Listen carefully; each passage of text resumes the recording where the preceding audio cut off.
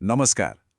କେବେ ଭାବିଛନ୍ତି ଜଣେ ସାଧାରଣ ଏପରିକି ଲାଜୁକୁଳା ପିଲା କେମିତି ମହାତ୍ମା ପାଲଟିଗଲେ? ଆଜି ଆମେ ମୋହନଦାସ ଗାନ୍ଧୀଙ୍କର ସେହି ଅବିଶ୍ୱସନୀୟ ଯାତ୍ରାକୁ ଦେଖିବା, ଯାହା ତାଙ୍କୁ ସାରା ବିଶ୍ୱ ପାଇଁ ଏକ ପ୍ରେରଣାର ପ୍ରତୀକ କରିଦେଲା। ଏହି କଥାଟି ଟିକେ ଭାବନ୍ତୁ। କେବଳ ଜଣେ ବ୍ୟକ୍ତି, ଆଉ ସେ ପୂରା ଦୁନିଆକୁ ବଦଳାଇ ଦେଲେ। ଏହା କେବଳ ଏକ ଉକ୍ତି ନୁହେଁ, ଏହା ହେଉଛି ଗାନ୍ଧୀଙ୍କର ବିଶ୍ୱବ୍ୟାପୀ ପ୍ରଭାବର ଏକ ଜୀବନ୍ତ ଚିତ୍ର। ତାଙ୍କର କାମ କେବଳ ଭାରତର ସୀମା ଭିତରେ ସୀମିତ ନଥିଲା। ତେବେ ମୂଳ ପ୍ରଶ୍ନ ହେଉଛି, ଏହା କିପରି ସମ୍ଭବ ହେଲା? ଜଣେ ସାଧାରଣ ପିଲା, ଯିଏ ଅନ୍ୟମାନଙ୍କ ସହ କଥା ହେବାକୁ ବି ସଂକୋଚ କରୁଥିଲା, ସେ କେମିତି ସାରା ବିଶ୍ୱ ପାଇଁ ପ୍ରତିରୋଧର ଏକ ଏତେ ବଡ଼ ପ୍ରତୀକ ପାଲଟିଗଲା? ଆସନ୍ତୁ ଏହି ଯାତ୍ରାର ଗଭୀରତାକୁ ଯାଇ ଏହାର ଉତ୍ତର ଖୋଜିବା। ପ୍ରତ୍ୟେକ ମହାନ କାହାଣୀର ଆରମ୍ଭ କିନ୍ତୁ ବହୁତ ସାଧାରଣ ଭାବରେ ହୋଇଥାଏ। ଆଉ ଗାନ୍ଧୀଙ୍କ କ୍ଷେତ୍ରରେ ତାଙ୍କ ପିଲାଦିନ ଏତେ ସାଧାରଣ ଥିଲା ଯେ ସେତେବେଳେ କେହି କଳ୍ପନା ମଧ୍ୟ କରିନଥିଲେ ଯେ ସେଦିନେ ଇତିହାସ ବଦଳାଇ ଦେବେ। ପିଲାବେଳେ ତାଙ୍କ ଦୁନିଆ ଥିଲା କେବଳ ବହି ଭିତରେ। ବାହାର ଦୁନିଆ ସହ ବେଶୀ ମିଳାମିଶା ନଥିଲା। ସେତେବେଳେ କିଏ ବା ଜାଣିଥିଲା ଯେ ଏହି ଏକୁଟିଆ ରହୁଥିବା ପିଲାଟି ଦିନେ କୋଟି କୋଟି ଲୋକଙ୍କର ସ୍ୱର ପାଲଟିଯିବ।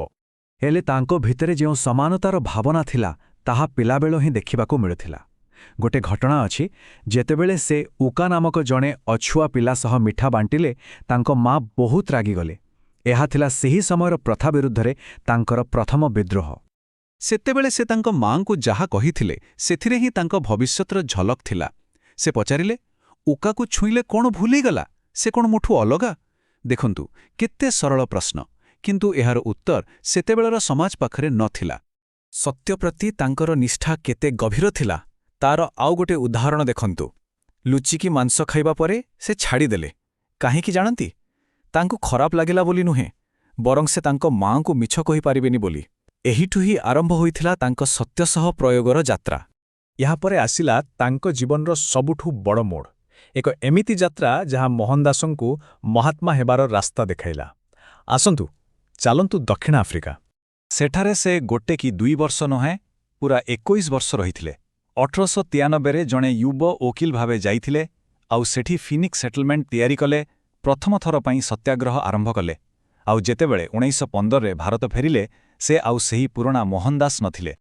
ଦକ୍ଷିଣ ଆଫ୍ରିକାରେ ପାଦ ଦେବାର କିଛିଦିନ ଭିତରେ ହିଁ ତାଙ୍କ ସହ ଏମିତି କିଛି ହେଲା, ଯାହା ତାଙ୍କୁ ଭିତରୁ ଦୋଲାଇ ଦେଲା। କେବଳ ଭାରତୀୟ ହୋଇଥିବାରୁ, ଜଣେ ଓକିଲ ହୋଇଥିବା ସତ୍ତ୍ୱେ ତାଙ୍କୁ ଟ୍ରେନ୍ର ଫର୍ଷ୍ଟ କ୍ଲାସ୍ ଡବାରୁ ଠେଲି ବାହାର କରିଦିଆଗଲା। ସେହି ଥଣ୍ଡା ରାତିରେ ପ୍ଲାଟଫର୍ମରେ ବସି ସେ ଯେଉଁ ନିଷ୍ପତ୍ତି ନେଲେ, ତାହା ଇତିହାସ ବଦଳାଇ ଦେଲା। ଆଉ ସେ ନିଜେ ଏକଥା ମାନିଛନ୍ତି। ସେ କହିଥିଲେ, ସେହିଦିନଠୁ ମୋର ସକ୍ରିୟ ଅହିଂସା ଆରମ୍ଭ ହେଲା। ଏହା କେବଳ ବ୍ୟକ୍ତିଗତ ଅପମାନର ଜବାବ ନଥିଲା, ଏହା ଥିଲା ଏକ ନୂଆ ବିଚାରଧାରାର ଜନ୍ମ।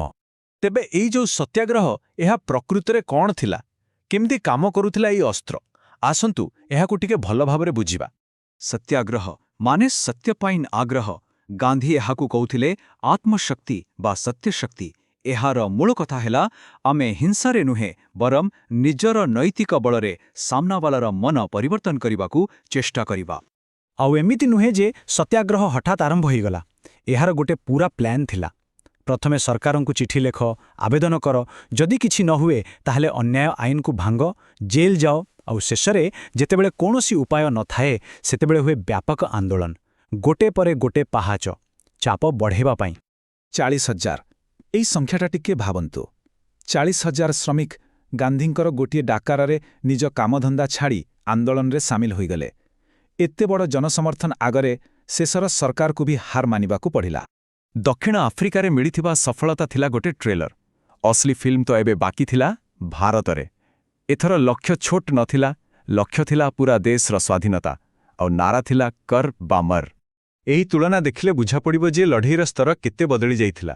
ଦକ୍ଷିଣ ଆଫ୍ରିକାରେ କିଛି ଲୋକଙ୍କ ଅଧିକାର ପାଇଁ ଲଢ଼େଇ ହେଉଥିଲା, କିନ୍ତୁ ଭାରତରେ ସମଗ୍ର ଦେଶର ସ୍ୱାଧୀନତା ପାଇଁ। ଆଉ ପ୍ରତିପକ୍ଷ ଥିଲା ସେତେବେଳର ସବୁଠୁ ଶକ୍ତିଶାଳୀ ବ୍ରିଟିଶ ସାମ୍ରାଜ୍ୟ। ତେବେ ହଠାତ୍ ଭାରତ ଛାଡ଼ ଆନ୍ଦୋଳନ କାହିଁକି ଆରମ୍ଭ ହେଲା? କାରଣ ଅନେକ ଥିଲା। କ୍ରେପ୍ସ ମିଶନ ଫେଲ୍ ହୋଇଗଲା, ଦ୍ୱିତୀୟ ବିଶ୍ୱଯୁଦ୍ଧ ଚାଲିଥିଲା, ଆଉ ଜାପାନର ଆକ୍ରମଣର ଡର ଥିଲା। ଲୋକମାନେ ଦରଦାମ ବୃଦ୍ଧିରେ ରତିଷ୍ଠ ହୋଇଯାଇଥିଲେ। ସବୁ ମିଶି ଏମିତି ଏକ ପରିସ୍ଥିତି ତିଆରି କଲା, ଯେଉଁଠି ଏବେ ନୁହେଁ ତ କେବେ ନୁହେଁ ଭଳି ଅବସ୍ଥା ଥିଲା। ଆଉ ଏହି ପରିସ୍ଥିତିରେ ଗାନ୍ଧୀ ଦେଲେ ସେହି ଐତିହାସିକ ନାରା, କର ବା ମର। ଏହାର ଅର୍ଥ ସ୍ପଷ୍ଟ ଥିଲା, ଏବେ ଆଉ ପଛକୁ ହଟିବାର ନାହିଁ। ହୁଏତ ଆମେ ସ୍ୱାଧୀନତା ହାସଲ କରିବା, ନହେଲେ ଏହି ଚେଷ୍ଟାରେ ମରିବା। ଏହା ଥିଲା ସ୍ୱାଧୀନତା ସଂଗ୍ରାମର ଫାଇନାଲ କଲ୍। ଗାନ୍ଧୀଙ୍କ ଜୀବନଯାତ୍ରା ତ ଶେଷ ହେଲା, କିନ୍ତୁ ସେ ଆମ ପାଇଁ କ'ଣ ଛାଡ଼ିଗଲେ? ତାଙ୍କର ଉତ୍ତରାଧିକାର ଆଜି ବି କେତେ ପ୍ରାସଙ୍ଗିକ? ଆସନ୍ତୁ ଶେଷରେ ଏହା ଉପରେ ଟିକେ ନଜର ପକାଇବା। ସେ ନିଜେ କହୁଥିଲେ, ଜନ୍ମ ମୋର ଭାରତରେ କିନ୍ତୁ ମୁଁ ତିଆରି ହୋଇଛି ଦକ୍ଷିଣ ଆଫ୍ରିକାରେ। କେତେ ସତ୍ କଥା!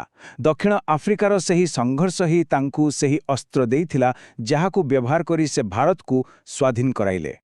ଆଉ ଦେଖନ୍ତୁ, ତାଙ୍କର ପ୍ରଭାବ କେବଳ ଭାରତରେ ସୀମିତ ରହିଲାନି।